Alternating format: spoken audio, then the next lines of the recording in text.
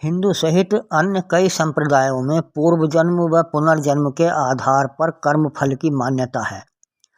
साथ ही यह भी माना जाता है कि मरने के अर्थात जीवन के अंत के बाद फिर से उस आत्मा का जन्म होता है, अर्थात अन्य शरीर में उक्त आत्मा पहुंचती है और पिछले जीवन के कर्मों का फल उसे मिलता है।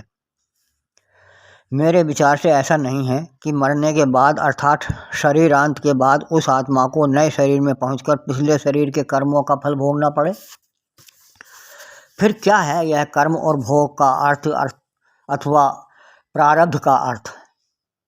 वास्तव में इस संदर्भ में जन्म का अर्थ केवल पैदा होना या शरीरोत्पत्ति नहीं है। यहाँ जन्म का अर्थ है जीवन।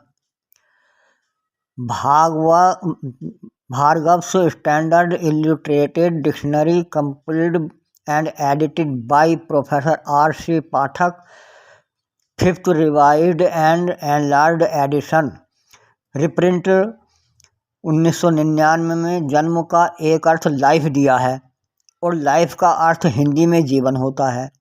इससे भी सिद्ध हो जाता है कि जन्म का अर्थ जीवन भी है। इस प्रकार पूर्व जन्म का अर्थ है बीता हुआ जीवन।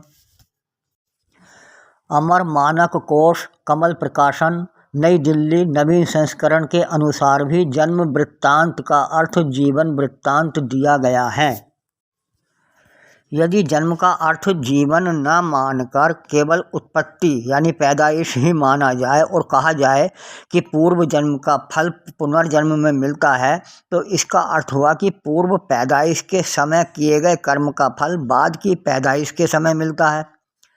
ऐसा कहना या विचार करना भी हास्यास्पद ही होगा, क्योंकि पैदा होने के समय न तो कोई प्राणी कर्म कर सकता है और न कोई फल प्राप्ति।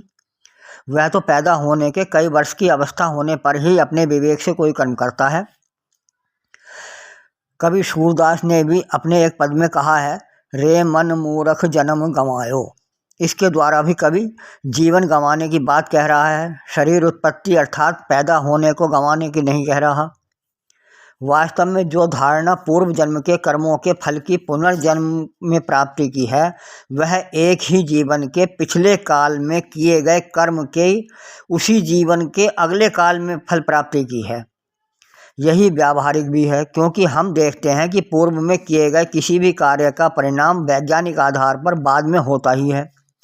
किसी को गाली दी है तो सामान्यतः उसका दुष्परिणाम तो होना ही है।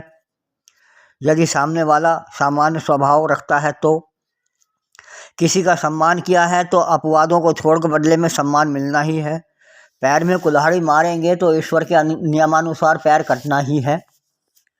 इस प्रकार सिद्ध हो जाता है कि इस कर्म फल का अर्थ इसी जीवन के पिछले काल में किए गए कार्यों का इसी जीवन के अगले काल में प्राप्त होना है, क्योंकि किसी भी क्रिया की प्रतिक्रिया बाद में होती ही है, अर्थात कार्य का परिणाम बाद में ही होता है।